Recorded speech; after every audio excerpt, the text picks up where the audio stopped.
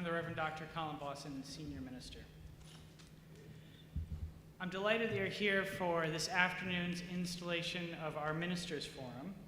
Today, in collaboration with other Unitarian Universalist congregations, we're presenting a forum on trans youth, religion, and health. Before I continue, I'd like to invite you to our next collaborative event. Tomorrow at 3 p.m., area congregations will be holding an interfaith trans power vigil at the Emerson Unitarian Universalist Church.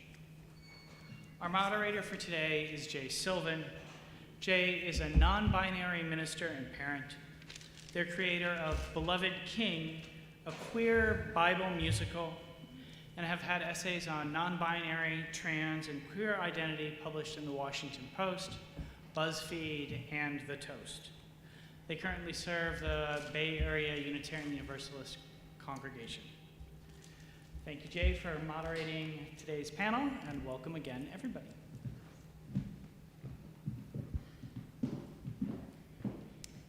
Hello, everyone. Thank you for joining us. I know that traffic was not fun today, so I'm glad. What is that? Ah, there we go. Very hot. Is there somebody who can turn it down? Because it's kind of squeaking even when I'm this far away. No? All right, we're fine. Oh, he's working on it. Great. Love it. So I'm going to stand way back here and say, with the dangerous, bad faith anti-trans legislation currently sweeping the country, and in the wake of the Texas governor's non-binding opinion that seeks to villainize parents and professionals who provide care to trans children, we as faith leaders felt it was important to hold a panel to provide some accurate information about the realities of trans care and the lives of trans youth and their families. Thank you. I've found that many people, even allies, are confused about what affirming care looks like, especially for youth. So today we have gathered parents, trans youth, and therapists and a faith leader to answer some of these questions. I also wanted to say that we wanted to have doctors, like medical doctors, present as well. However, both of the doctors we were talking to were advised against appearing by their lawyers because of the legal case with Greg Abbott, and they've been advised that it is not safe right now to do so, and it could jeopardize their ability to help patients in the future. So that is where we are right now in the state of Texas. But first I'm going to introduce the panelists to you. We have therapist Amy Shore, she, her. Amy is a licensed professional counselor and national certified counselor who is in private practice. Amy welcomes everyone in the LGBTQ community and focuses on helping clients, both adults as well as teens, with gender dysphoria, sexuality issues and concerns, relationships, and transgender transitioning. She has family members in the LGBTQ plus community and is an advocate as well as an ally. We also have Reverend Scott down there, he, him. He has been assistant minister of congregational life at First Unitarian Universalist Church of Houston for more than 2 years.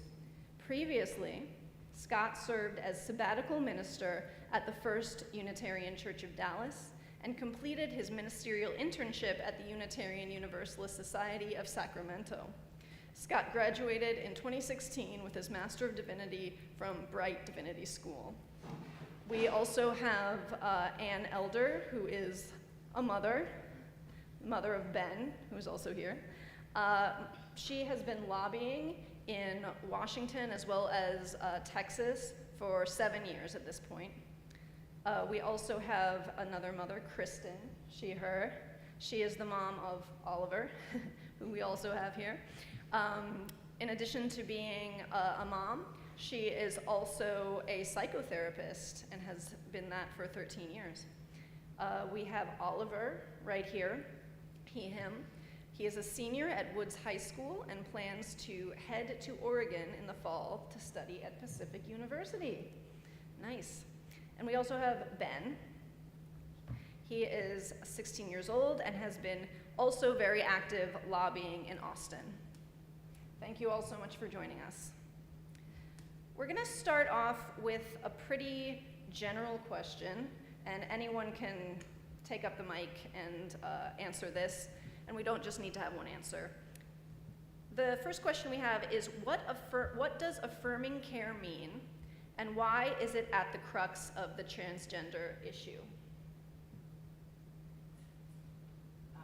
So I guess for me, it's looked a lot like I saw an endocrinologist, for the first time a couple of years ago, and and before anything happened with that, I had to see like a therapist and everything. But it was mostly like early in my transition. It just looked like everyone called me by the name I wanted and the pronouns I wanted, and my school just like writing Oliver on the board instead of my dead name, stuff like that. It really wasn't like, oh my God, type of thing. It was just kind of like, oh yeah, you want to get called this, or let's get you like a new wardrobe, Okay, so that can be affirming care. Is interesting. Thank you for that perspective. I'd like to add that affirming care, at least in my opinion, is first that the support group around the individual use their preferred name and pronouns and accept them and love them, and to basically fight for them, because it's going to be a long haul. For my son, he transitioned when he was 7, so that meant he got a new wardrobe, got his hair cut, and picked out a name. From there, he did have the hormone blockers when he started puberty, and he was on those for 2 years. Then he went to taking testosterone, how many years ago? 2018 is when I started. Okay. And he has had top surgery. Yeah. So he has had the full spectrum of affirming care. Yeah. And So when we talk about affirming care it sounds like there are different aspects of affirming care. It's a social and familial thing, something as simple as a teacher writing a name on the board, or family supporting a child. And then there's also the medical aspect of affirming care, and I'm assuming also a psychological aspect as well. And the umbrella of all of this is supporting the person, right? So that's why all of these different things can fall under that label of affirming care. with Ben, we socially transitioned him when he was 7, but he did have to go through a psychiatric evaluation. He was first diagnosed as being gender variant, and then a year later he came back and was diagnosed as transgender. We had to have a medical doctor, a psychiatrist, and then a judge allow us to change his name legally.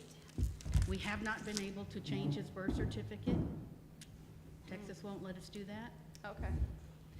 It looks like we have a new face on the panel. Nancy Sims, she, herself, who is also a mom of a transgender kiddo. I'm glad you were able to make it. I'm glad that the traffic did not stop you. And actually, Anne's answer to the last question is a great segue into the next question I have, and this can be for anyone as well. Many people think that trans youth can get any type of hormone therapy or surgery upon demand. Like, you go in and you say, hey, I'm trans now, and they're like, great, we'll do all the things, pick from this list. But what are the standards of care that doctors follow for medical and legal transition? And I know, Anne, you started on that, but I'd like to hear more. I'll take that question if you like. As a mother, we did have to pass certain hurdles in order to receive affirming care medically, which meant starting on hormones and then later name change and all that stuff, but also surgery, top surgery as well, had to have kind of rigorous standards. But as a psychotherapist, I've also had the pleasure of writing letters for people who are undergoing some medical transition, and typically they require that there is a diagnosis of gender dysphoria. criteria in the DSM is, or the Diagnostic Statistical Manual for Psychotherapists, essentially is that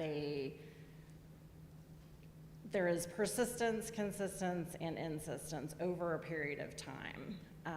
Typically, I think according to the DSM, it's something like 6 months, but I think we just, as a psychotherapist, we look at have they been insistent about being another gender or about being something other than their sex assigned at birth? Are we getting the same story over and over again? Is there consistency in what they're talking about? And does this last over a certain period of time? So that's probably not the most technical answer, but I know that that's what we look for. Yeah, and in fact, I know many people are actually frustrated by the amount of gatekeeping that there is, and maybe some of you could speak to that as well. So it's not a procedure on demand situation by any means. Yeah. Yep. To elaborate a little bit, I know for me, before they let me do anything regarding hormones at all, they wanted me to, like, basically that they wanted me to have presented as a man for a year, at the very least, like a year, yeah, which is kind of a long time, when that's like 1/15 of your whole life at that point. So I was kind of like, oh my God, are you serious? Are you for real, dude? Like, no, it was really annoying. But they're like that, and like when I wanted to get my name changed, yeah, just like that, you know, I had to have my psychologist write on, I had to have my medical doctor write on, you know, I had to have my parents, you know, signing all this stuff, and it was kind of like, I was really, really lucky to have, you know, a doctor and a psychologist that believed that stuff was like real in the first place, and like parents who accepted me too, because like other than that, I would have just have to waited until I was 18, which some of my friends have to, you know. All right, we're gonna move on now to the psychologists. Well, I guess you've been talking about that a little bit, but what are the mental and emotional health issues that trans people face? And of course, not only psychologists can answer to this, but actual trans people. So these are for you as well. I can start, and I'm sure there's going to be a lot of people that have a lot to say about it. Obviously, there is depression and anxiety, and a lot of that does stem from how kids feel in the classroom and at school and among their peers. So when I see transgender teens, that tends to be a common denominator. And certainly gender dysphoria and body dysmorphic disorder are prevalent as well. Can you elaborate on what those are, gender dysphoria and body dysmorphia, and how they are different? Sure. Gender dysphoria is an incongruence between one's sex assigned at birth and one's gender identity, where body dysmorphic disorder is when somebody sees a flaw in their appearance, and it may not be detectable for anyone else, but it really bothers this person, and they may try to hide their body, avoiding mirrors, avoiding taking pictures, constantly grooming and not being happy with the result, avoiding social activities, staying home instead of going out, constant comparison to others, constantly asking others, how do I look? And eventually, a lot of people will do multiple plastic surgeries even to change their appearance. So gender dysphoria has to do more with identity, and body dysmorphic disorder has more to do with appearance. Can I add also that when Ben first transitioned, we met another family who had a 5-year-old boy who was not gender, he didn't have gender dysphoria. He was so ashamed of his body that he refused to get undressed to take a bath. He wouldn't let his parents see him naked because he was so ashamed of his body. Yeah, I've had teenagers that tell me they'll take a shower with the lights off so they don't have to see themselves in the mirror. So it can be very devastating. Yeah. As well as pictures. You know, moms always want to take pictures, and a lot of times trans kids just, don't want to be in the picture because when they look at the pictures, they just really don't like what they see. Exactly. How can affirming care ameliorate some of these issues? Well, certainly, I think the schools, bear a lot of responsibility because how kids feel with their teachers, with their peers, with just general rules and regulations make a big difference in terms of feeling wanted and feeling accepted. So when it comes to kids, and we're not even talking about just high school. I mean, we're talking about elementary school, middle school, as well as high school, that kids can pick up very quickly whether or not they are accepted or not. And I often hear that in my sessions where, kids will be upset, maybe somebody will say something transphobic and the teacher will ignore it and won't say anything, and they pick up on that quickly. Or the school system in general won't let them use the bathroom, make a big deal about where they changed their clothes to go into gym class. So a lot of those things are real barriers to kids who just want to be kids and do like everybody else. Kristen.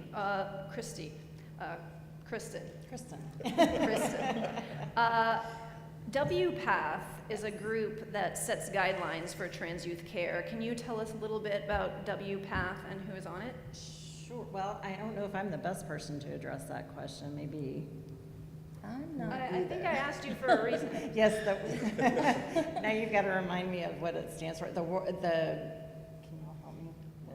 World Professional Association of Transgender Health. For Transgender Health, yes. The WPATH is an organization that sets forth best practices for medical interventions with transgender people.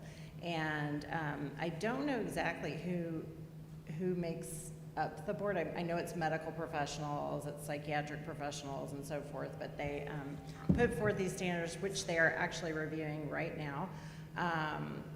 And they do things like define the number of months or years or what have you that someone needs to present, or to have consistence in an alternative gender to receive certain medical interventions. So this is all part of the underlining thing that there is a lot of oversight in trans care for adults, but especially for youth. This is not like a Wild West situation where you're getting like procedures in back alleys or something. And WPATH standards are pretty stringent. I mean, I assume. Yeah. As far as like healthcare professionals are concerned, most of the ones that I talk to that are affirming think that they're far too restrictive. I mean, this is what I hear over and over again from trans people seeking to transition. That it can feel almost impossible at times, the amount of red tape and hoops you have to jump through. And this is, even adults, for instance, if we can just go back to them saying you have to, I want you to speak for this, Oliver, but to say that a teenager needs to present as his gender without support from medical transition is a whole other thing, right? Because the emotional toll that it takes to present, and I don't know if you say pass anymore, but from my generation we used to say pass, when you don't pass is way different than when you are receiving medical care. Would you say that that's true? Absolutely, because it was like really, and when the only thing you can do for yourself at that point is kind of like, you can do voice training, but I forget very often, and so I come like, woo, but it felt embarrassing, because it was kind of like, okay, you in your little thingy, okay, but like it was constant like self-criticism and then criticism from like other people too, because my dad, he's a man's man, and I'd kind of be like, I think one time I wanted to two-tone dye my hair, and I went with my eyebrows too, and he was kind of like, are you sure you pass like that? And I was like, I do that to myself enough, are you serious? Like, it was really like embarrassing. I didn't like having to like go places. And even when I got started on hormones, you know, I don't like needles. And a lot of that stuff was, once I got started on it, they had to check my levels very, very, very often. So every 3 months I would have to get my blood drawn, and I think the only time I'd ever gotten my blood drawn before that was when I was in 2nd grade, and I kicked down my mom and like 3 nurses because I was like, no. But like I had to do it every 3 months, and then once that was normal enough, now it's every 6 months, but even now I'm kind of So it's a long process, and a lot goes into it. I definitely hear Can that. I say too, I just want to point out that it's a little different for transgender females, especially children or girls. To transition in the same school can be a very frightening thing. Yeah. And it can even be dangerous. And so I've worked with several transgender, teenagers who will not transition before they start hormones. Yeah. As well, sometimes it doesn't feel authentic to transition or to socially transition without having some sort of medical transition first. Absolutely. And as a reminder, a trans girl is somebody who is transitioning towards their true gender of being a girl. So often those people are assigned male at birth, but they are transitioning to be a girl. And if you are unfamiliar with the world, it is more dangerous to be a trans woman than it is to be a trans man. I think we can say that. Okay, let's go on to faith, because I think a lot of people think that there is a disconnect between faith and LGBTQ issues, but I know that that is not the case. Scott, what does the Bible say about trans people?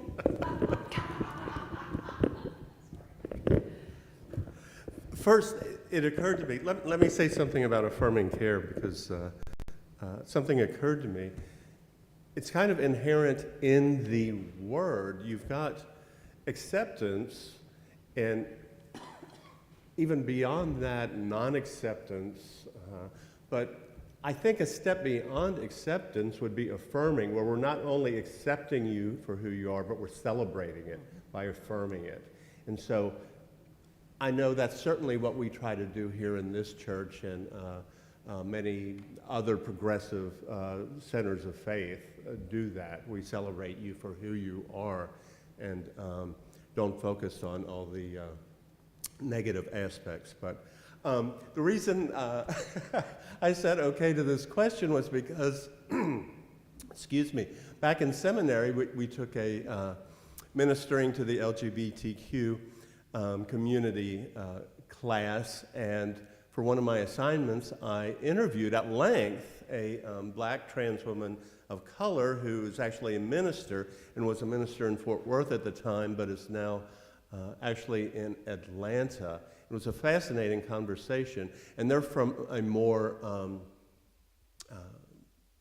historically Christian, very much a Christian congregation and denomination than Unitarian Universalism. So what the Bible says carries much more impact and meaning for people in her tradition. And one of the anecdotes that she told me that I will never forget is for people who tend to take the Bible more literally than some of Unitarian Universalists might, and who are quick to say, well, God doesn't make mistakes. There is the story in the New Testament of the blind man coming to Jesus, and Jesus, I think, spitting in the mud and putting them on the eye, and take the mud off, and Jesus is like, and the person's like, yeah, people still look like trees. And so Jesus does it again. And then the people look like people. So the lesson there was, sometimes it's a process. Sometimes there are transitions that occur, and even Jesus and God can be embedded in those transitions to bringing people to who they are seeking to be and who they know themselves to be. And so that, I love that story and that interpretation of that story that she told me. So That's good.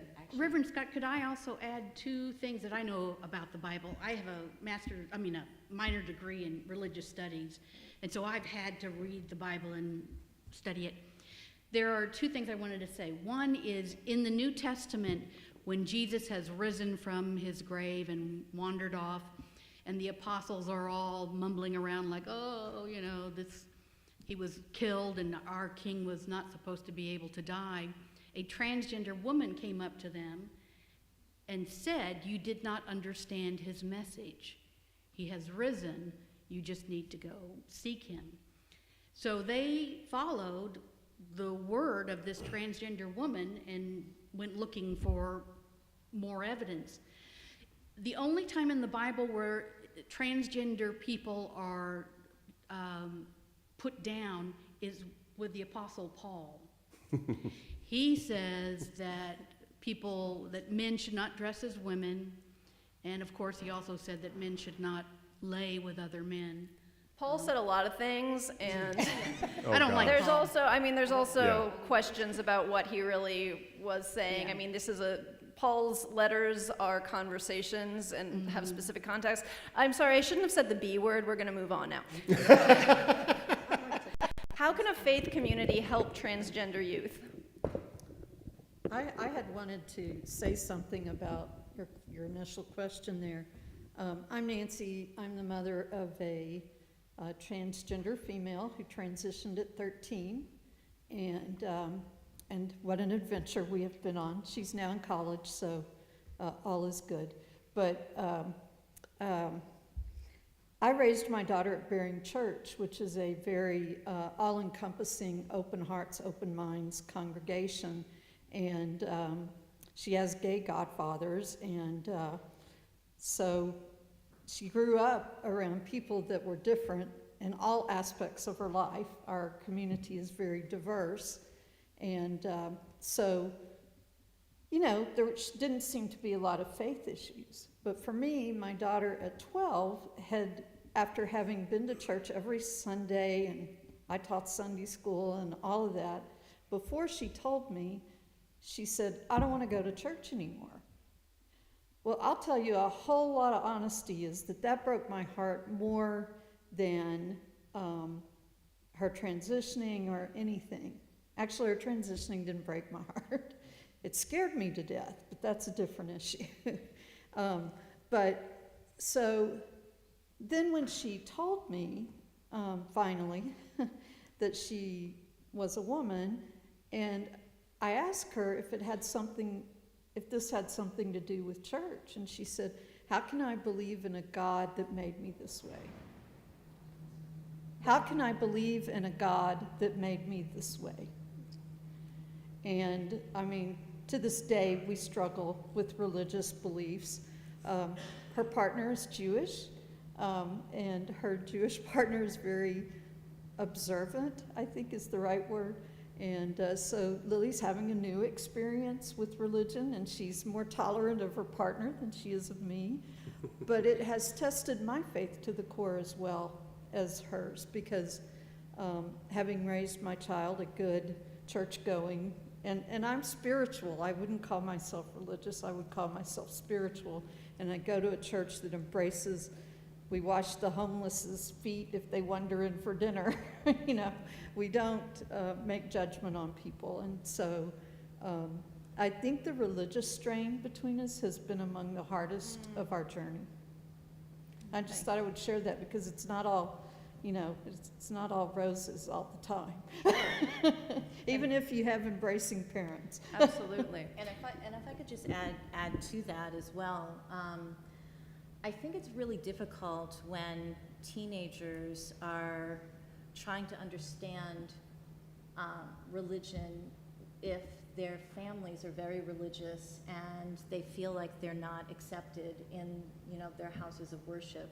And they also worry about their parents and their relatives and how religiously they will interpret and whether they'll be accepted or not. And so there's shame. When I talk to parents of transgender kids, there's just a lot of shame where they may say, I, wholeheartedly adore my child, but my parents, are stuck with the Bible, and they will, make my child not feel like a person. And so there's been a lot of family discord when it comes to religion and transgender. Thank you. I could just add to that. I will tell you that those people who wanted to condemn me for embracing my child's lifestyle told me that I caused her to be trans by raising her at Bearing. By raising her. By raising her at Bearing Church, which we had a large trans gender population at the church. I mean, my kid knew people of all types before she was 10 years old, and not just from church, but also from our life. So, you know, I have to say, though, that, you know, that was one of the things used against me. Like, I had made my child that way. So this is a good transition into my next question, which is how can a faith community help transgender youth? And that I would actually like to hear from the youth. Ben, we haven't heard from you very much. I know support groups are always nice. Support groups. Support groups. I know I grew up in a lot of different religious communities, because, I don't know, my parents, they were like, you know, you need something to do over the summer while we're working, you know. How about some Catholic summer camp? You know, so. How was that Catholic summer camp? You know. We had to pray on the rosary every Wednesday, and I just remember being like, I would just get bored. But like that ice cream after, so it was cool. So what would have been better? I mean, I think I also went to religious middle school too, but I certainly know that like going from, like I think as a kid, my mom and my dad, you know, every like holiday or so we'd be like, oh God, we have to go to church. We haven't gone like a year, oh God. So we would go to like The Unitarian the Church. Unitarian Church. Unity. And it was certainly a very different experience than I had going to like an Episcopalian middle school, you know, where an Episcopalian, you know, they're like the more chill, you know, people, but it was certainly. How was it different? Like the Unitarian Yeah. Church. I would say, you know, like he said, like being affirming is very different than being accepting or even like tolerant, which is where I would describe a lot of my, you know, Catholic or Episcopalian experience was kind of like, yeah, okay, you're here, you know, but like, yeah, chill out. Don't You're talk like, too don't loud. talk about it. Don't Yeah. talk about it. You know, or you know, you go to our church, so it's okay. You know, and it was really kind of unnerving and uncomfortable because you know, a lot of faith-based communities are very tight-knit, and it would feel very isolating to not be like, you know, like everyone else. Yeah. You know, and So I what's- know. Sorry, go ahead. Sorry, and you know when they would do stuff kind of like talking about what men or women's roles are in the Bible, I would be very uncomfortable. I was like, okay. But I know like, I wish I could say what it could do for me, you know, What if I could have affirming? grown up with it, you Oh, I know. see. But Do you experience that now? Do you feel like you have affirming faith communities around you? I'm not super faithful anymore, you know, but like, I know I do stuff every now and then, you know, but like, it's honestly like, I feel like it could have been very different for me if I'd grown up with it. You know, if I'd grown up with a church, honestly, like this, you know. Like, I went every now and then to the Unitarian Church and be like, oh yeah, cool, but I didn't really know about people. Yep, Ben? I know in our religious education in BAUC, you know, we have a lot of discussions, and especially in the high school classroom, it's very open, and we tie a lot of things into gender and sexuality, I feel like. And it's nice to be able to talk about gender and sexuality in church. And I've grown up at BAUC, so it's always been really affirming and accepting, especially they try to, like they do the Pride Parade, and that's always nice. I wanted to add that when Ben came out, when we realized he was transgender, I knew I needed to find a faith community because my husband is atheist and wouldn't go to church with me. And I was more of a spiritual person, so I was attending the Unity Church up in Houston. And when he came out, I realized we don't have a supportive community. So my mother had said we were Unitarian Universalists, but we never went to church. So I went to the closest Unitarian church, and I went up to the president and said, I have this child who's transgender, and I need a community that will support him. Will you accept us and be supportive? And they really stood up and said, yeah, we will. And they have been a very strong community for him. I don't remember that. I was in first grade. I didn't tell you that part. Well, I'm glad to hear that.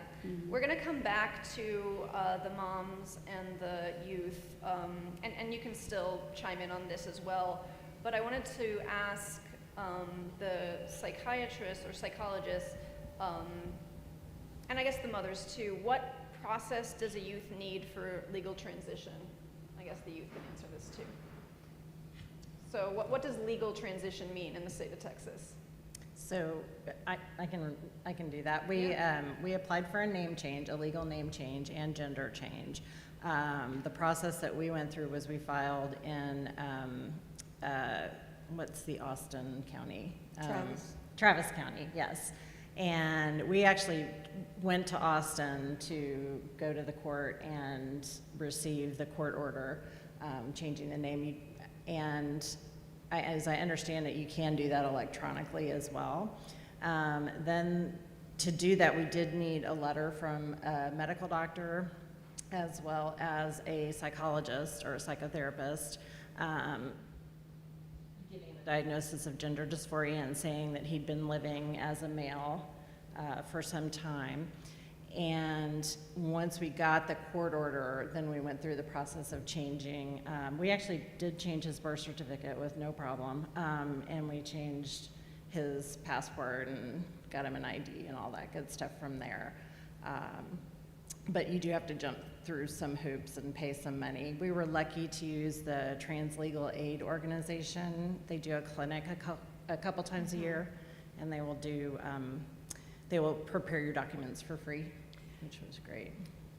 Can anybody speak to the legal procedures that the state of Texas is currently following regarding affirming care of trans youth? In what way?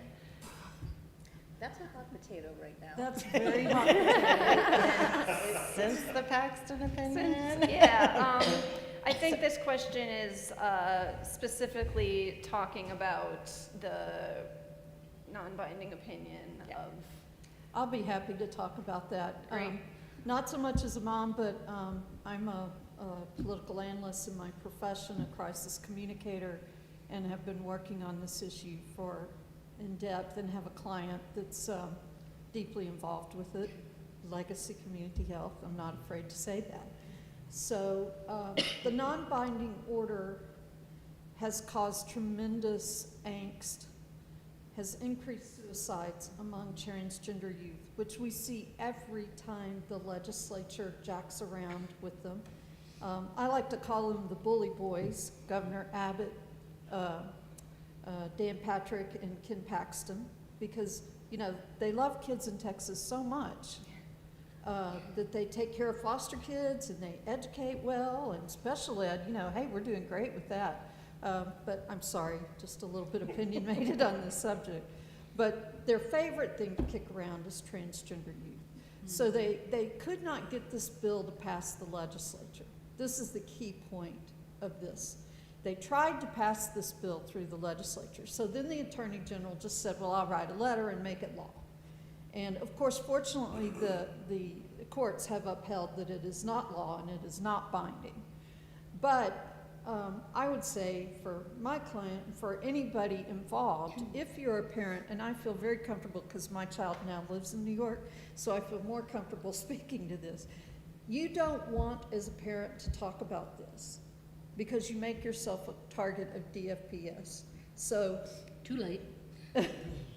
a state that can't take care of its foster kids today, that has, a home for sex trafficked kids, that's sex trafficking the kids, wants to take kids from loving, embracing homes and put them in foster care.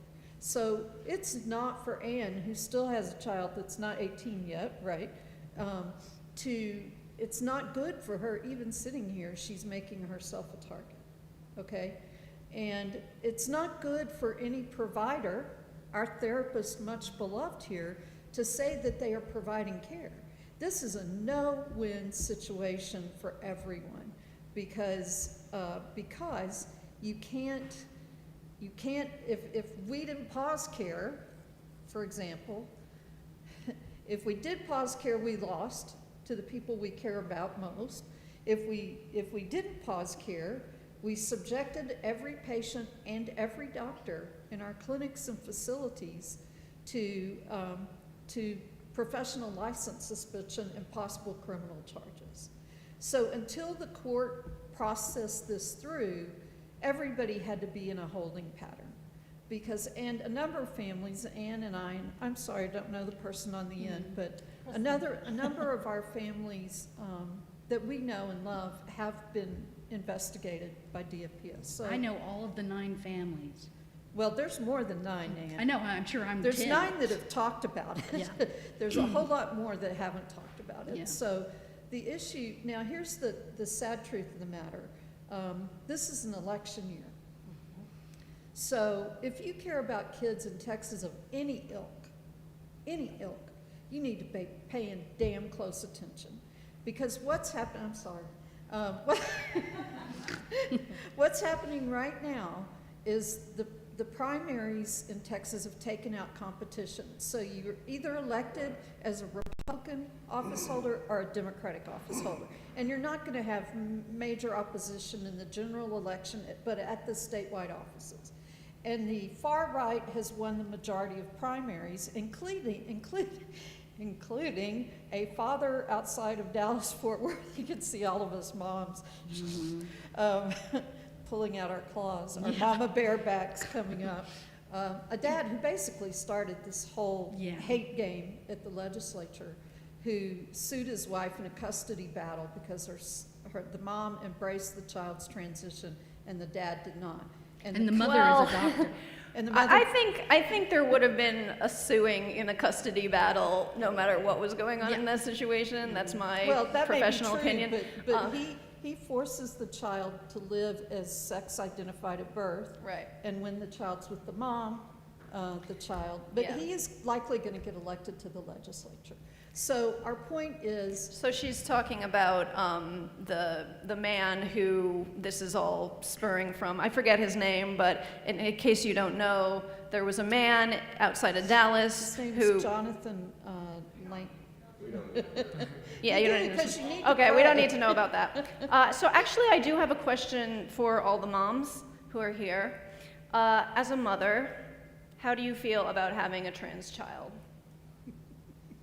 We can just go right down. We can start with Kristen. I would love to answer that question. There was a time before Oliver came out as trans that he came out as not straight. And so we sent him to a camp, a day camp called This Side of the Rainbow, to be around other kids like him.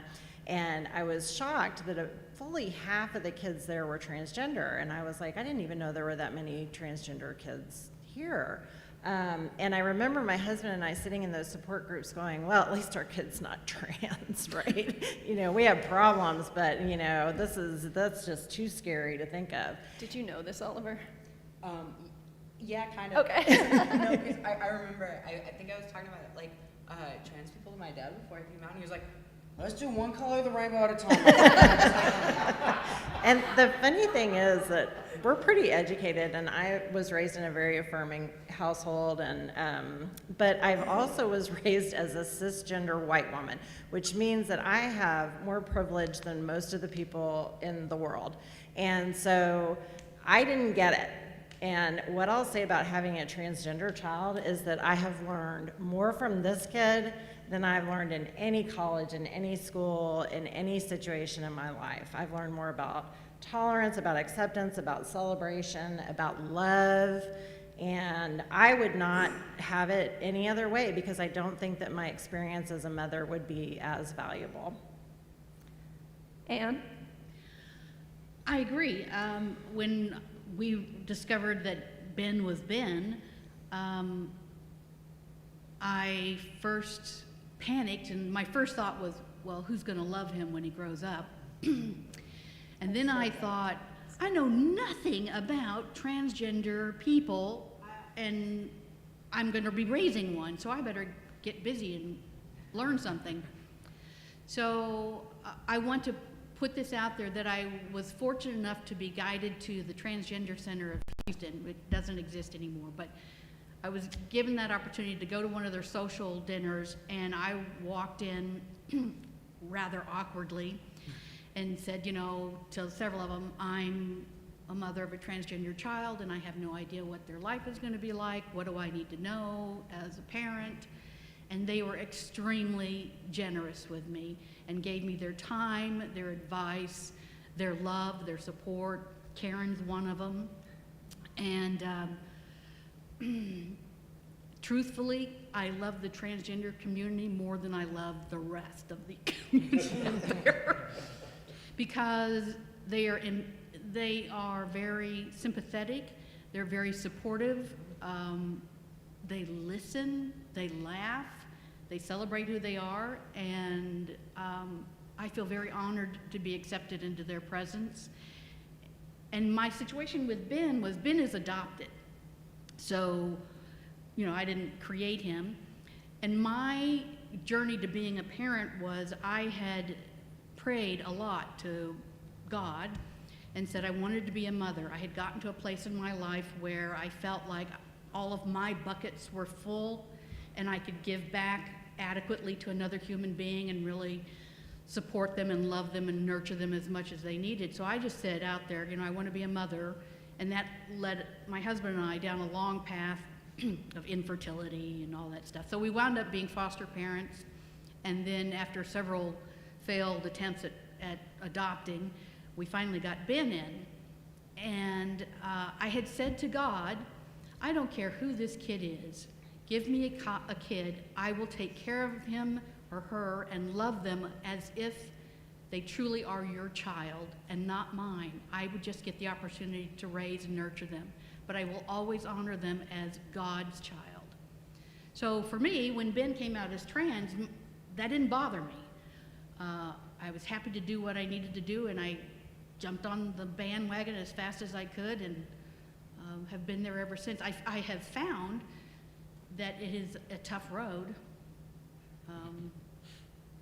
but I would not give it up for a minute because he's worth it. Thank you, Ann. Nancy, would you like to answer that question? I'm going to be a little more honest. At the time that my child announced, I was a very high-profile individual, a very popular blogger with the average of 10,000 blog hits every time I posted. This is important, right, Ann? And I took it a lot harder. So for one thing, your child knows a long time before they tell you. So the shock factor for you can be very high. Now, my child, like others, had come out as gay, and I was perfectly fine with that. In fact, I don't think anybody did anything but shrug a shoulder. I mean, it was like, so we kind of known that since you were 3. And you used to put on Broadway shows, you know, no big surprise there. Her grandparents had bought her a stage, you know, when she was 3, so she had her mic and put on Broadway shows, either Broadway shows or a chef menu.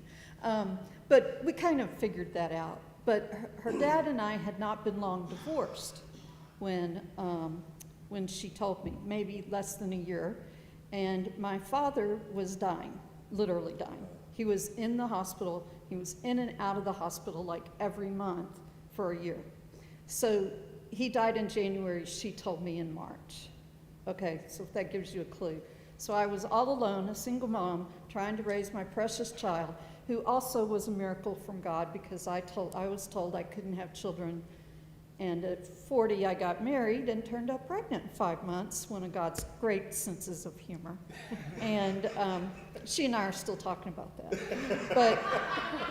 But anyway, like Ann, I had actually had cancer in my 20s and grieved the children I wouldn't have. I had been through therapy to grieve the children I wouldn't have. So my child was also an unexpected miracle and loved more than anything in the world. Also, when I gave birth, I was working on a mayoral campaign and 4 city council campaigns. The child was very high profile. I don't think she understood for the first 10 years of her life that you went to a parade and all the politicians didn't come over and speak to you. So this is just how we were. and so when she told me, I had 2 immediate reactions. One was, oh my God, she's going to get hurt. My child is not safe living in this world. I don't want my child to be hurt, and she's not safe. And my second reaction was, who is going to love you? And I sadly said that to my child, which I regret and we talk about often. And then I called her gay godfathers after I got her in bed. And they said, oh, who's going to love her? They had the worst, they're my best friends, this gay couple. And they had the worst reaction. So then I went outside and had a chat with God and said, good grief, I handled the AIDS crisis, which I did. I worked for the mayor of Houston during the AIDS crisis and managed public policy. And I said, I've been a friend of this community my whole life. Why are you doing this to me? Why couldn't I just have a normal kid? So I'm going to admit I suffered. And I also worked for a very Catholic boss. So I had to go for 6 months into work with everybody saying, how's Hunter? I'm sorry, dead name. I apologize. But, how's your son? Blah, blah, blah. Knowing that my son was not my son anymore. And by the next day, I thought, I need to call Phyllis Fry, who was a friend of mine, and who is basically queen of the transgender community. The first ever appointed transgender judge. But I knew her from when we worked around Kathy Whitmire together. So I called Phyllis, and then I happened to have known Katie Caldwell, who was the CEO, actually is my child's godmother. So, I started pulling in the village. And the village was great for Lily. The village really took care of Lily. But not me so much. I was over here in my corner going, oh my God, how am I going to tell people? Well, as we got into therapy at Montrose Center, which I serve on the board of, I'm going to tell you why, because they saved Lily's life, but they also saved my life. Because I had to overcome my inability to discuss the issue with my broad community. And I have a number of friends of a number of ilks, from Muslim to African American to Latino and Catholics. And, I knew I was going, in fact, at the time I was doing crisis work for the Archdiocese. So I had a lot to overcome myself. So Montrose Center helped me get myself to where I could accept and share. And when people would say, how's your daughter? How's your son? I'd say, well, she's my daughter now. And it took me a lot. And then I wrote a big blog about it and came out to, I guess, half of America because it went kind of nuts. But, and I shared that for me, loving my child meant unconditionally.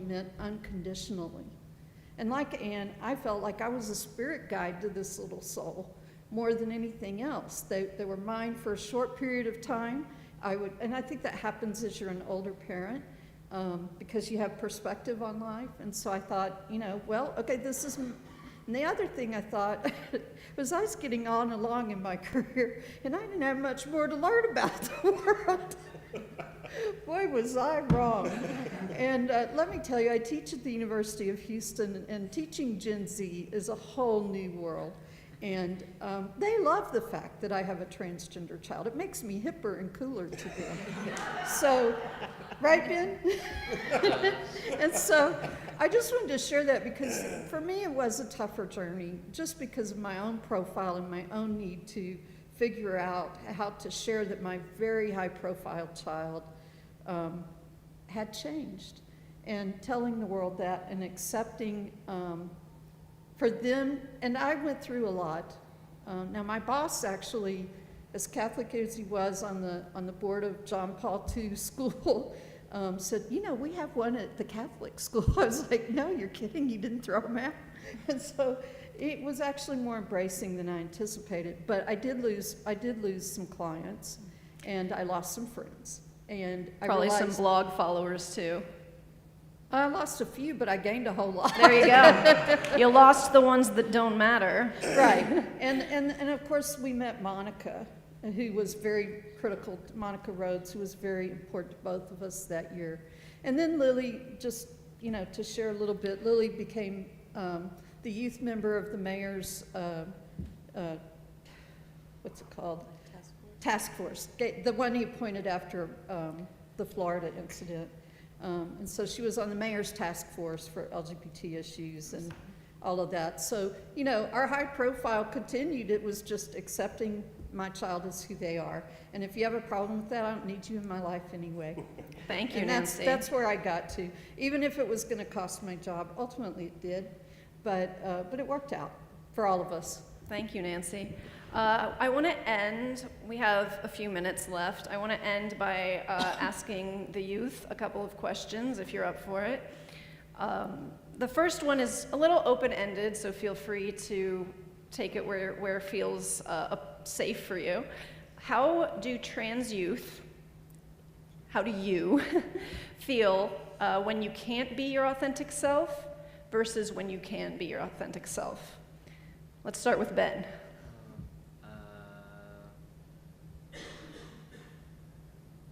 I have to think longer. Okay, let's start with Oliver. So I know when I started at my new school, I started as a junior last year, and I thought I was going to be closeted for my whole experience, because my whole plan was, I dropped out of my first school because I was really, really suicidal when I was 14, and I didn't know what was going on, but I just knew I hated myself and I hated the way I was living. And I went to this basically halfway school, and I figured myself out, and I came out to everyone, and I was like, okay, this is the thing now. And I started hormones, and when I started my junior year, I was like, I'm not going to tell anyone. I'm just going to live as like a dude, and no one's going to know, because I don't want anyone to know. I just want to feel normal. And I stopped doing that. But Pretty quickly. yeah, I'm not good at keeping secrets. But I stopped that pretty quickly, but I know when I got there, I just felt like I don't know, like I felt like I was hiding a huge part of my life, because a huge part of my life was, last year, I think I wrote even my first Common App essay on the fact that they were trying to pass that bill that was going to, make parents felons for providing affirming care to their children. I wrote about how my parents would be felons, and it felt so weird to not tell the people who I was friends with and who I should have felt safe and comfortable around, like this thing that was so central to my life then, and like something I dealt with every day. Like, oh my God, I have acne now. This sucks, or like I have hair on my back. Gross. But I know, like now that like I do tell my friends stuff, like they check in with me when stuff like this happens. They go, "Are you okay? What can I do for you?" And it feels so much more welcoming, and like it's not conditional, like acceptance, because before you tell anyone, it's a toss up. Are my friends gonna understand? Are they gonna be like cool with me? Am I gonna be like weirdly kind of othered, or are they gonna be like loving and accepting? And you don't know until you do. And when I did, I was just lucky enough to have friends who were like, oh, okay, cool. And maybe ask me like one awkward question, and then it'd be like, okay, man, whatever, type of thing. But I know now that I, tell my friends about it, I feel closer to them. I feel like not, some kind of like double agent, Thank you. Ben, do you have an answer? It's okay if you don't. I didn't mean to put you on the spot. It's about half and half for me. I feel like most people do know, and I'm kind of surprised when somebody doesn't know now. I'm like, oh, you don't know? I thought everybody knew at this point. I feel like I am pretty out, and it's easier to live that way than closeted. I feel like when a lot of people didn't know, I had to fit into this stereotypical jock guy and not live authentically, and it's really hard. This is interesting because I didn't actually write this question, but I interpreted this question, this might be a generational thing, but I interpreted this question to mean, how did you feel before you were able to transition socially and you felt like you had to hide your true self, meaning, you know, your gender? But both of you interpreted it as hiding the fact that you were trans. I just think that's very interesting. Well, in kindergarten, before I had moved down to Friendswood, I remember there's a lot of instances in the kindergarten school that there was like pink binders for the girls, blue binders for the boys. I hated having pink, so I was really adamant about having blue, and they wouldn't give me blue, and I was really upset about that. And then one time I was like, you know, I don't want to go to the girls' restroom anymore, so I just went to the boys' restroom. I ended up getting caught by the coach, and she sent me to the principal's office. Wow. And it ended up that the principal actually didn't really care. He was like, "You're kind of making a big deal out of nothing." I'd like to add, the funny story is, by the time he graduated from kindergarten, he wanted to go to that graduation ceremony in a three-piece boys suit and tie and black patent shoes. I was still using my dead name at the time. Yeah. I haven't even changed my And so, name at this point. When he got up on the stage, the man that was sitting next to me in the audience said, "Wow, that boy is really decked out." And I thought, "Yep, that's my daughter." Yeah, I know that, like, for me, like, for so long, my whole way of, like, I tried literally everything else before deciding, like figuring out I was trans. I was like, you know what, maybe I'm like a drag king or something. People do that, you know, like, or maybe I like cross-dressing, you know, maybe it's like a fetish thing or whatever. All the other colors of the rainbow. Literally everything else. I was like, maybe I'm just like a butch lesbian or something. Like, I don't know, maybe I'll try wearing flannels for a bit. Rude, but. I tried like everything else, and then I was like, oh, I'm trans, damn it. You know, like, oh, sorry. But like, yeah, you know. And I think like when I ended up coming out, it was literally at an OB-GYN which is the perfect place to come out, of course. But I remember like, I was having periods and I wanted to not. And so I was like, they have birth control for that, right? And then they were like, oh yeah, it's made out of estrogen. And I was like, that's the opposite of what I want. And that's what I said to her. I was like, that's literally the exact opposite of what I want. My mom was like, okay, let's talk outside. I said, wait, do you want testosterone? And he said, yes. And I said, okay, that's a different doctor, honey. Yeah. Love that. Yeah, I was kind of like, but I just remember like being in that, and I felt so uncomfortable because I was like, this feels wrong, like weird. I was like, what am I doing here? You know, like, gross. Like, and like, oh my God. And it's like the idea of like pregnancy and like biologically having a child is like the worst idea to me. So I was like looking up at all these pictures of like pregnant women on the walls, and I was like, oh God. We left, he said, I'm never going back there again, never. And did he? No. Nope, I did not not yet. Excellent. Last question for both of the youth. As someone who is a trans youth, what message do you have for adults who are listening? Be supportive. Listen to your kids or your peers. I guess I would, and especially to any person who, you know, has a kid that's like questioning or coming out or trying out new pronouns or names or whatever, and like dipping their toes in the water. What's the worst that could happen? You know, what they use a name for a little bit and then they say, oh yeah, I don't really like it anymore. Let's go back to the old thing. Okay. They use new pronouns for a little bit and then they go, no, that didn't work for me. All right. You know, like they, you know, even at like worst case scenario, they get on hormones and they decide, okay, I don't want to do this anymore. Okay, I mean, like, shave your legs and let's stop Electrolysis exists. Yeah, you know, and that was something my mom always told me. She was kind of like, if this isn't working for you, I won't be mad. You know, I won't be mad if you decide you say, this isn't working, you know. Even with like the top surgery thing, she was like, you know, there are always like plastic surgeons. If like you ever like, I might it would be expensive, but like, we can deal with it, you know, but like, honestly, it's just like, what's gonna make your kid happy? What's gonna make like the people around you happy? Is it gonna be telling your kid like, no, this is how you were born and this is how you're gonna live? Probably not.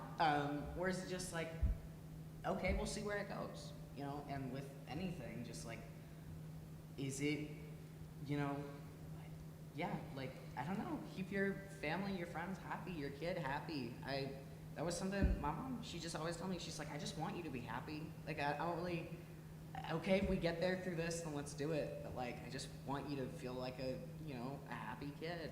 And, you know, if this is the way you do it, this is the way you do it. Thank you. And Jay, can I just kind of jump in? Sure. I have some numbers that deal with transgender youth that I think will be really eye-opening, certainly to parents. According to the CDC, they did a survey in 2017 of high school students, 19 states and large school districts. Almost 2% of high school students identify as transgender. 27% feel unsafe at school or going to and from school. 35% are bullied at school, and 35% attempt suicide. It's a high number. And then just in Texas alone, in 2021, Texas lawmakers proposed 50 bills that dealt with transgender aspects of life. And the Trevor Project, which is a wonderful organization that helps transgender youth, they have a lifeline and a crisis center. You can text or you can call. They had more than 200,000 calls, emails, or texts from around the country, but 14,500 came from Texas. So I think those are really sobering statistics that I think parents really need to understand when it comes to transgender youth. And if you don't mind, I want to jump in a little bit. With the recent decision, I know we've been talking to like everyone there is to talk to. Like, what do we do? Oh my God. Because I remember when they paused all of like the hormone stuff, I was like, do I have enough right now? And I heard from the son of my doctor, who I go to school with, he was like, yeah, my mom was writing prescriptions until 2 in the morning in the 24-hour period they had before they couldn't do it, you know, anymore. And it's just like the ACLU, they told us on call, they were like, listen, don't talk about it. Don't put your face out there. Don't say anything. Let the lawyers handle it. Don't even let the doctors handle it because they can get in trouble too. But you know, because if you talk, you might be targeted. And you know, they even had like a part of the thing where that was like post hoc. Even though I'm turning 18, you know, I have a brother. You know, and they could still say that my parents are abusers for letting me do what I did. You know, and he could be in trouble. And it's just like, you can't do anything. Like, it feels so hopeless because it's like, oh, what am I gonna do? Protest so I can go and they can get my face or get my name or get my mom in trouble or my dad in trouble. Like, it's so hard to stay safe when they have like an open target on your back, you know? And it's just like, it's terrible, but like the best thing a person can be right now is an ally. Because the people being affected by it right now can't say anything. So if you feel like, oh, I feel like I haven't heard a lot about this, that's probably for a reason, you know? But it's scary. Ben, it looked like you maybe had something to add. Is that right? I'm just gonna say that I just picked up my testosterone from Legacy on the way here because we live down in Friendswood. That was all. Yay. I'm glad you're able to get it. I know I've heard of doctors like writing 6-month prescriptions before in the last. Our insurance doesn't actually cover 6 months. Oy. So yeah, you get it every month. Oh my God. When Governor Abbott came out with that, obviously lots of professions, were affected. And one thing that I was really proud of is the American Psychological Association, as well as the Texas Counseling Association, came out very quickly and said it's against our ethics, and we will continue to work with trans youth. So, everyone that I talk to who does work with trans youth, it is, puts a lot of people in jeopardy, and especially when the hospital decided to stop their services, Texas Children's, that was a difficult thing as well. But I think it's a very positive thing that there were people that stood up and said, regardless of, whether you say this is the way it is or not, we'd rather go to jail than enforce that. Yeah. Oh, yeah, I just wanted to say that as soon as that decision came out, and we're putting a hold on all scripts, funny enough, I wasn't the first person I was worried about, because I'm like, maybe I've probably got enough to last till I go off to college, and at least then I'll be out and I'll be safe, But I was thinking, like, I have so many friends, who are younger or who don't have like families who have the means to go out of state to do stuff like get prescriptions and hormones. And I was thinking, like, am I gonna lose my friends? Like, I'm not in a they're not my friend anymore kind of way, but like, are my friends gonna be okay? Like, period. I'd like to now open things up if anybody has a question in the audience for anyone on the panel. Can I make a statement before we wrap Sure. up? So just along the lines of what they were talking about, I actually had to take him to urgent care a couple weeks ago because he was pretty sick, and I thought twice about it because I knew they would ask me what medications he was taking, and I was like, do I lie? Because that could cause him harm if I lie and there's drug interactions, but then if I tell the truth, they're mandated reporters. They could report me. Because you also have to tell them the sex at birth, assigned at birth. So that was crazy that parents out there are going to be afraid to get medical care for their children, like nothing to do with being trans, medical care for their children. And that made me really angry. I am at risk on a couple of levels because I have a transgender son who is a minor, and I'm also a psychotherapist, licensed professional counselor, so I could get in trouble on both ends, but I don't care. I think this is really important, and we do have to keep going with this. But I also wanted to just make sure everybody knows there are some misconceptions and some questions that I get a lot that I think are, if you don't know anything about the subject, are really common. Number one, we are not giving hormones to 6-year-olds. That just doesn't happen. So these people like Governor Abbott who are saying, well, we have to protect the little children. They're doing these horrible things, these medical, non-changeable things to small children. No, we're not. Like, the youngest that kids get hormones is gonna be somewhere around 11 years old or 12 years old when they're starting to go through puberty. And that's gonna be something that we'll just take a pause to their puberty. That's blocking, right? That's a puberty not like, blocker. You're not getting estrogen or testosterone Exactly. at 11. You're getting a puberty blocker. Right, you're not even getting any hormone replacement. You're just getting a puberty blocker that will put things on pause until you can figure stuff out. The other thing that, oh gosh, now I'm like totally forgetting what I was gonna say because I'm getting nervous. But Maybe surgery. Oh, I know. People think that there's like surgeries happening all over the place. Yes, there are no surgeries happening for 6-year-olds. There are, this is something that just isn't happening. It's not an issue. The other thing that I get told or asked a lot by parents or told is my child is not old enough to make these kind of decisions for themselves. And one thing that I want to say is most children have a stable sense of gender identity by the time they're 4 years old, 3 or 4 years old. I remember being 6 years old, my mom took me to get a short haircut, a little bob. I don't know if y'all remember, there was a gymnast that was really big way back then that had the little bob, Dorothy Hamill. And she got me this little bob, and I looked in the mirror and I screamed and I cried and I said, I look like a boy. And Mom, I am not a boy, I'm not. And I was really upset. And so I say, well, what makes you think that these kids don't know who they are? I mean, they 100% do. And if there's any question or if they're just exploring, what's the harm in letting them explore this? What's the harm in being affirming? That's what teenagers and kids are supposed to do. They're supposed to go out and figure out what's right for them. They're supposed to try on different hats and different religions and different, beliefs, and that's okay. And the other thing that I hear a lot is this is a trend. It's not trendy or cool to not question your gender. Okay, great. It's cool to question your gender, right? It's cool to explore who you are. Okay, I think that's just fine. And It is also a misconception that most children or many children who medically transition later detransition. That is 100% false. Does it happen? Yes, it has happened. And I think a lot of the time it's because of societal pressure, family pressure, or other types of situations. You mean the detransition is because of societal pressure? Yes, because of societal pressure, because of job situation, because of, I mean, you know, but it is rare. Most people who actually go through medical transition do not detransition later on down the road.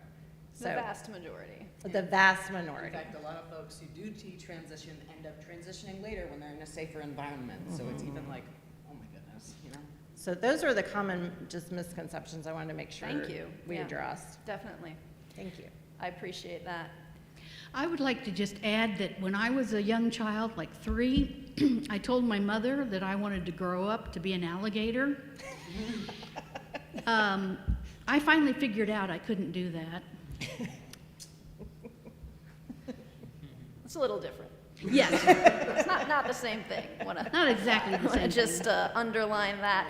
I saw a question over here. I don't know, is there somebody who can bring you a mic? Yes, I need a wireless. Excellent.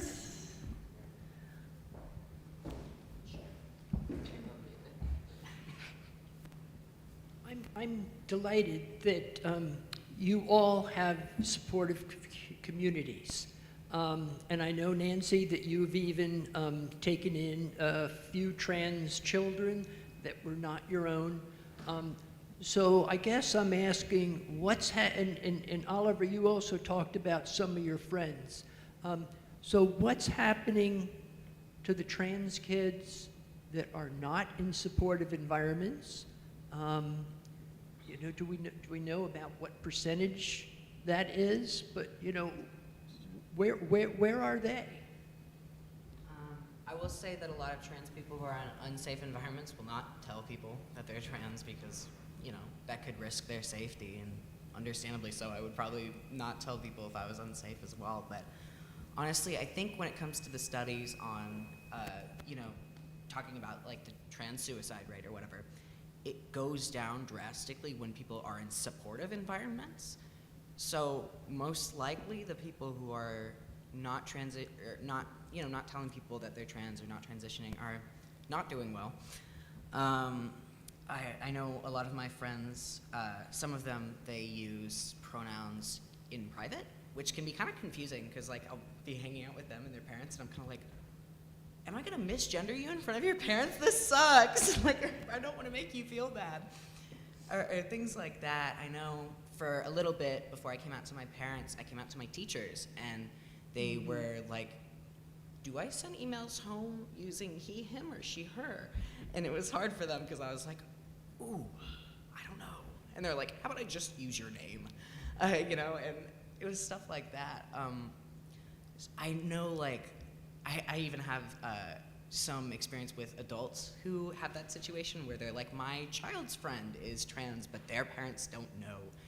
What in the world do I do? You know, like. And it does. It causes depression, causes anxiety, causes kids to self-harm, a lot of cutting, and certainly attempted suicides. So a lot of kids, as they were just telling you, a lot of them don't come out and they keep it a secret. And especially if their families aren't supportive, then they have to keep it a secret even in their homes. So it can be pretty disastrous if they're not in a supportive environment. I also think it's important to name that if a trans child has another oppressed intersecting identity, such as being Black, Indigenous, or other person of color, or disability, they're going to be more at risk and more in danger because of these types of, I mean, this isn't really a legislation even, but these types of actions. And of course, this is also going to disproportionately affect low-income people as well. Because I mean, you're going to go to college and get out of this, get out of this stuff. But if somebody is not going to have the opportunity to go to an out-of-state school, for instance, they might not. Oh yeah, like I have a buddy who, he's been trying to fund his top surgery for the past like however many years, and he's only able to even do GoFundMe's now because he's an adult, and insurance won't cover basically anything when it comes to surgery if you're under 18, which is one thing. Like for my top surgery, it was pretty much all out of pocket because it was all out of pocket because our insurance was like, okay, so we recognize that it's medically necessary, but we're still not going to pay for it. So I know for him, he's like, well, he's in this point where he's just young enough to where he's still on his parents' insurance, but also just old enough to where maybe insurance will cover it. But he also is from, a low-income family, so he can't pay for it anyway. And it's incredibly frustrating because it's like, it's not like he has the means to like, get top surgery, while he's still at this point in his life. So it's kind of like this ticking time bomb, will I still have this insurance? Will I still have this or that or the other? And it's so upsetting. Like, And if that type of treatment needs to be postponed because of those types of external factors, I mean, it's a lot easier to transition if you have a puberty blocker, for instance, or, if you haven't fully gone through the wrong puberty first, for many people. I wanted to add. Ben, I thought Ben wanted to say. Yeah, I was gonna say I had a friend that at first had really unsupportive parents that didn't understand it and wouldn't come around and listen to him. It took a couple years. This was back in middle school. It took a couple years, but finally he's been able to go on hormone blockers and testosterone, and now he's a lot more happy. And you should mention that the way the parents finally came around is the kid tried to commit suicide and had to be put in a mental institution for a couple of weeks. There's a program that the Montrose Center runs called Hatch, which is for LGBT youth of all mixes. And my daughter got involved in that, thanks to her therapist at the Montrose Center right away. And our house became a hangout, right? So it became a hangout. And as luck would have it, one of her friends attempted suicide and was from a very difficult home situation. And after visiting him in the behavioral health facility, my daughter asked me if I thought we could bring him home with us. And I said, heck yeah, why not? We got a big house, just the two of us in this big rambling house, as he used to say. And so we brought him home. And then we brought him another one. And then we brought home another one. So ultimately I had 4 transgender children living with me, some over 18. But I was going to say, one of the parties, a mom that was not accepting showed up and asked for their child by their dead name. And I didn't know who she was talking about. I literally had no idea. So I was like, give me a minute. Is mine so-and-so here? I had no idea because I only knew the children by the names they went by. So I go run upstairs and I said, I'm so sorry to do this, y'all, but there's a woman down there asking for Addie, and I don't know who Addie is. I'm just making that name up. And everybody looked at the one kid, so it was pretty obvious. And I said, if you would like me to invite your mom in and talk to her or whatever, I'd be happy to do that.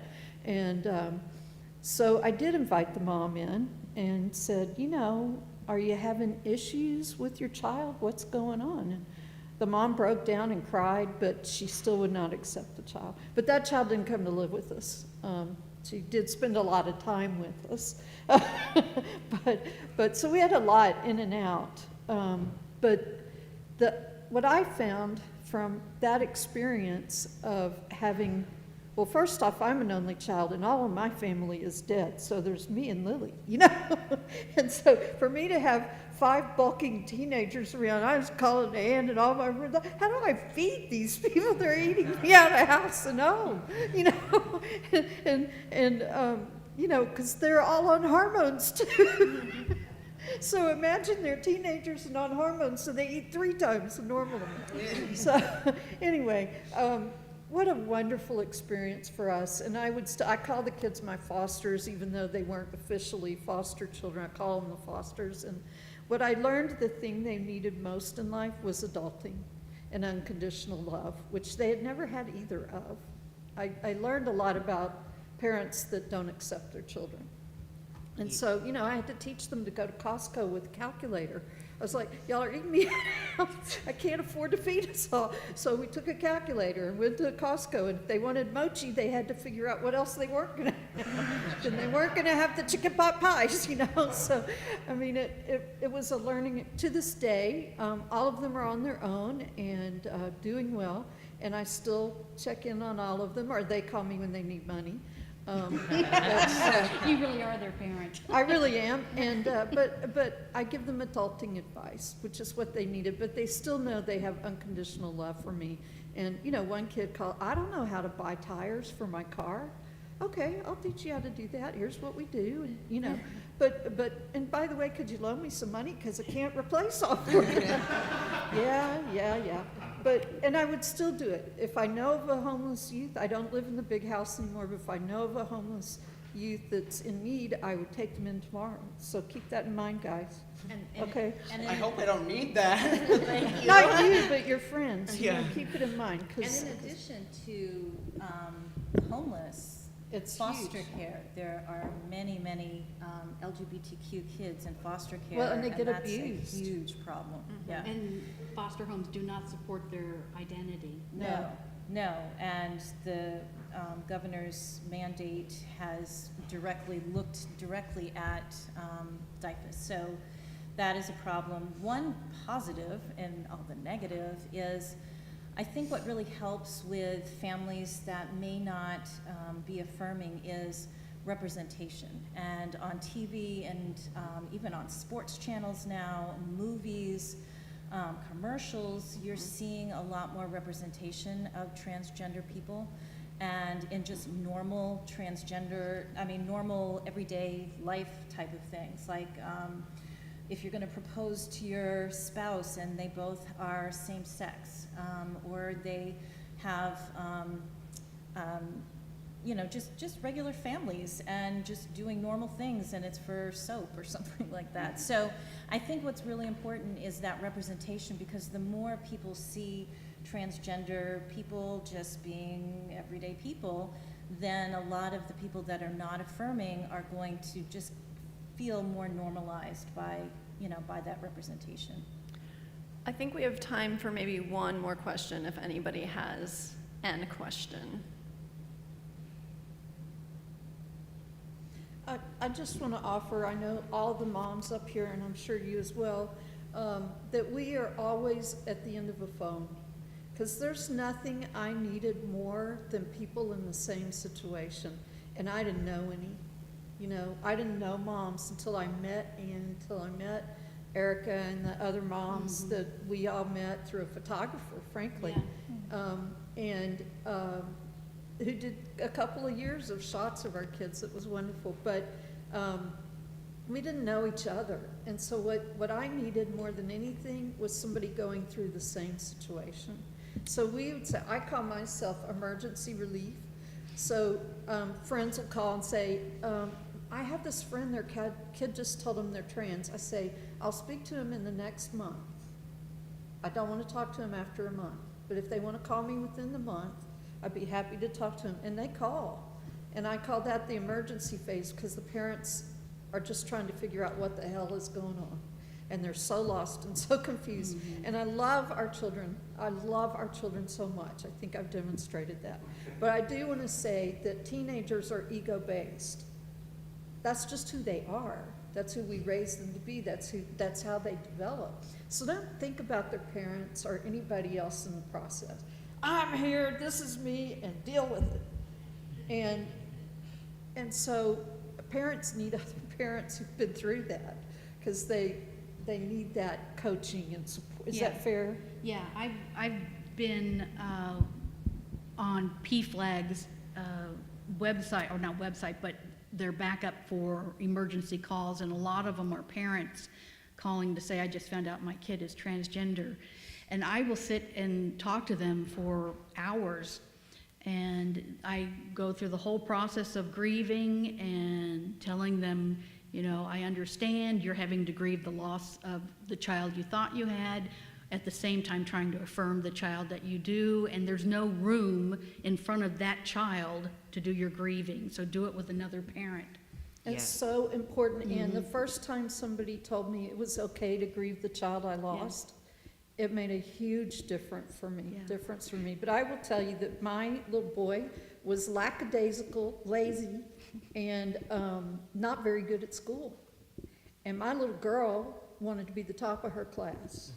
I mean, it was like nothing I had ever seen. They literally were two different people.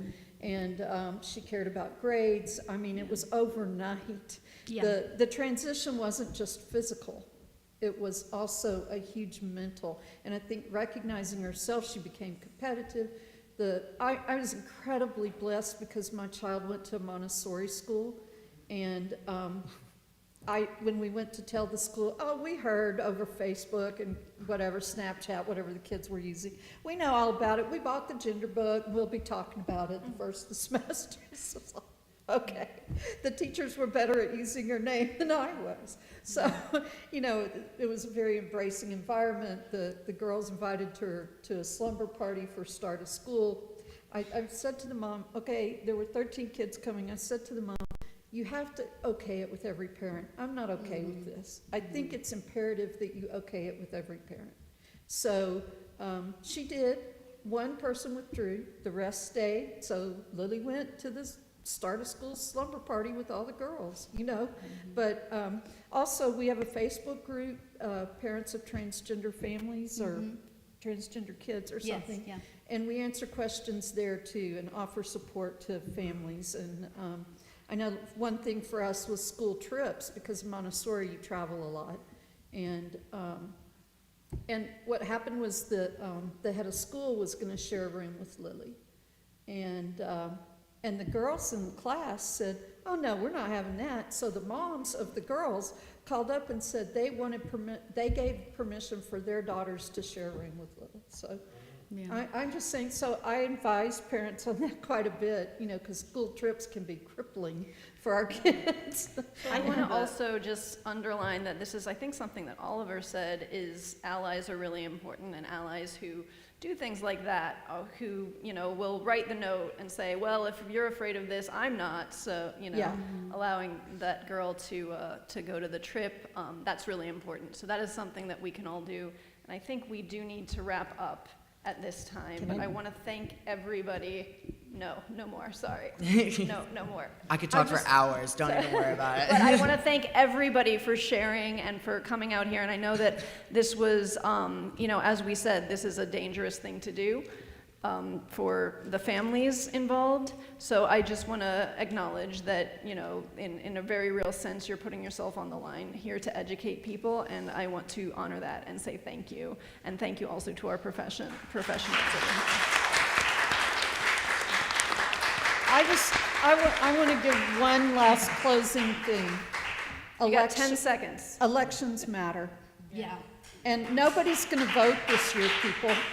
And if you don't get out and vote, they're going to continue to destroy Texas kids across the board, not just our transgender kids, but all of them. They don't like kids. They want to mandate we have them, but they don't want to take care of them. So please keep that in mind. I'm sorry to be partisan, but it's imperative. Yeah. Elections matter. And the one thing we could do, the best thing we could do for this state is get rid of Dan Patrick. All right, on that note, thank you very much.